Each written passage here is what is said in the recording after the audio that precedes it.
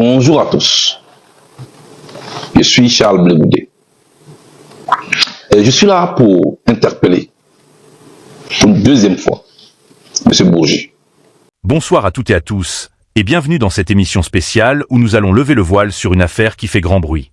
Ce soir, place au déballage sans filtre. Charles Blegoudé, figure emblématique de la scène politique ivoirienne, prend la parole et vise directement Robert Bourgi dans un affrontement aux allures de scandale. Ce contenu est tiré d'un extrait d'actualité publié par le média en ligne Actu People Media, une source qui met en lumière les vérités cachées et les accusations qui secouent l'opinion publique. Accrochez-vous, car ce que vous allez entendre pourrait bien changer le regard porté sur cette affaire brûlante. Bonjour à tous. Je suis Charles Blegoudé. Et je suis là pour interpeller pour une deuxième fois M. Bourgi. Puisque dans le débat politique ivoirien, il joue le moralisateur, il aime l'Afrique, il aime la Côte d'Ivoire, au point même qu'il a le culot d'interpeller les personnalités ivoiriennes sur certains sujets. On m'aurait dit, il n'a pas parlé de toi.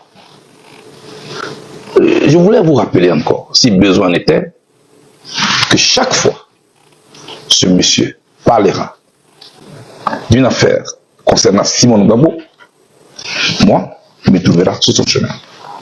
Deuxièmement, chaque fois qu'il parlera d'un sujet en rapport avec ce qui m'a conduit en prison, ce qui m'a conduit à une traversée des déserts avec le président Gbagbo, je prendrai, moi, ma langue pour lui répondre. Parce que j'estime qu'il n'a pas de limites. Il ne se gêne même pas. Pourquoi je le dis?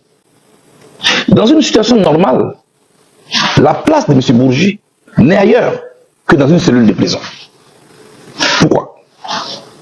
Voici un monsieur qui lui-même, sur les plateaux de télévision, dit qu'il a transporté des mallettes d'argent de plusieurs capitales africaines pour les remettre à des autorités françaises.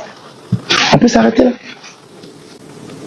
Quand on sait la misère qui sévit en Afrique, au niveau de notre système éducatif, les classes qu'on n'en a pas, les salles de classe qu'on n'a pas, les universités qui manquent, les centres de santé, je veux même parler du plus bas niveau au niveau des centres de santé, les établissements sanitaires de premier contact, donc les centres ruraux, on n'en a même pas assez. Donc nous avons besoin d'argent pour nos populations. Et pendant ce temps, lui, il vient mettre la pression sur nos chefs d'État pour lui donner des mallettes d'argent pour aller les remettre à des autorités françaises. Mais qu'il nous décrive dans quelles conditions il a fait ce sale boulot. Parce qu'il n'y a pas d'autre mot. Pendant que nos enfants, que je n'excuse pas, mais qui pour leur pitance même, souvent ne sachant à quel sens se vouer, on vous a racheté un billet de 1000 francs, à l'aide même d'un couteau, on appelle les pickpockets. Moi j'ai fait la prison, la Maca, au moins 11 fois. Ils traînent là-bas. Souvent pendant des années, leurs dossiers ne sont même pas touchés. Mais lui, il prend des milliards de francs CFA dans des mallettes, dans le sang de l'Afrique, dans l'humiliation de nos chefs d'État. Il les transporte.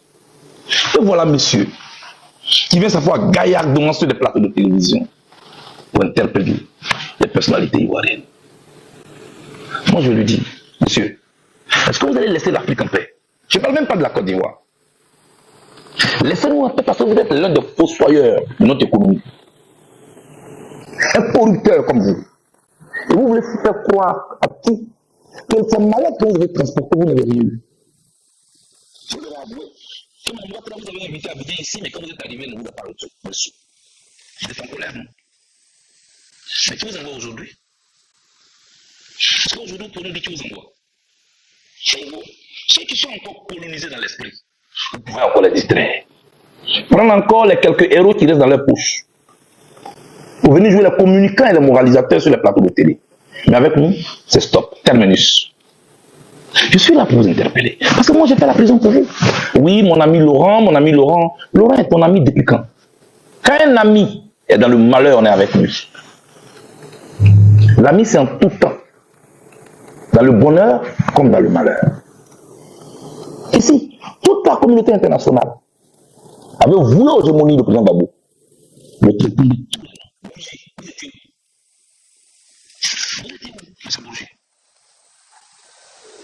Au moment où on traînait Laurent Gbagbo dans la boue ici, vous étiez où? Moi, je vous demande. Parce que nous, on n'avait pas droit à la parole ici. Les gens venaient tous les mercredis nous regarder, le président Gbagbo et moi. Voilà les criminels de l'Afrique. Vous étiez où, vous? Il faut arrêter. Moi, je suis là pour vous dire, il faut arrêter. Nous sommes dans une période très sensible en ce moment, au vu de notre histoire récente. Et nous sommes dans une période électorale. Je comprends. D'autres personnalités ont été exclues de la liste, dont moi-même. Mais j'ai dit, ça ne vous donne aucun droit, vous. Vous n'êtes ni un officiel français, vous n'êtes ni un officiel ivoirien, vous n'êtes ni de la société civile. L'argent du cacao de nos parents, l'argent du coton de nos parents, l'argent du café de nos parents, la sueur de nos parents. C'est ça qui vous permettez de vivre dans le luxe. Vous et ceux à qui vous avez remis ces mallettes, vous nous devez des comptes. Et regardez-moi très bien dans les yeux, tôt ou tard, vous allez payer ça. Pas d'une autre manière, mais à travers la loi. Vous êtes avocat, vous savez ce que c'est. Alors vous la fermez et vous me laissez en paix. Moi, je suis là pour vous dire ça. Vous pouvez donner des leçons de probité à Simone Gbagbo. Oui, Simone, il faut revenir dans le combat. Simone, on t'interpelle. Toi, tu mènes quel combat avec nous? Toi, tu sais ce qu'on appelle un combat. Toi, tu as un seul combat, c'est ton ventre et ta poche. C'est tout. Ça ne finira pas. Ça va s'arrêter là. Le temps où, depuis Paris, le temps où, depuis n'importe quelle capitale européenne, vous étiez sur des plateaux pour influencer, c'est terminé. Ouvrez les yeux. Nous, on est ouverts. Mais on ne vous permettra plus jamais de nous piétiner de cette manière. Vous n'aimez pas le président Laurent Gbagbo. Vous ne l'aimez pas du tout. Vous aimiez sa posture. Vous aimiez sa position qu'il occupait. Vous aimiez l'argent qu'il vous donnait. C'est tout. Parce que votre amitié est liée à ça, à vos intérêts du moment. Est-ce que vous allez me laisser en paix? Parce que vous, je suis convaincu que si n'importe quel président vous appelle demain pour vous donner des mallettes, vous n'allez pas hésiter à aller les prendre. Parce que tout ce que vous savez faire, c'est ça. Donc, moi, je suis là pour vous dire ça. Le président Gbagbo Laurent, Simon Eligé Gbagbo, le général de Goblé, et moi-même, Charles Blegoudé, on était accusés à la CPI d'être dans un plan commun. C'est ce que nous avons dit, nous, président Gbagbo et moi, à la tribunal internationale. Goblé en prison ici pendant plus de 15 ans. Simon Gbagbo en prison ici, après il a été amnistié. Tout sortant. C'est que nous avons vécu. Moi, je vous interpelle pour respecter notre douleur. Et respecter la vie des Ivoiriens qui sont en train de se reconstruire. Alors arrêtez.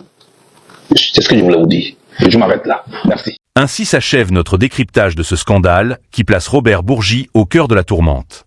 Des accusations lourdes, des vérités explosives et un climat politique ivoirien plus que jamais sous tension. Tiré d'un extrait d'Actu People Media, ce dossier soulève une question essentielle. Où se situe la frontière entre vérité, règlement de compte et quête de justice? Merci de nous avoir suivis dans cette émission spéciale. Restez connectés, l'actualité continue et d'autres révélations ne manqueront pas d'alimenter le débat.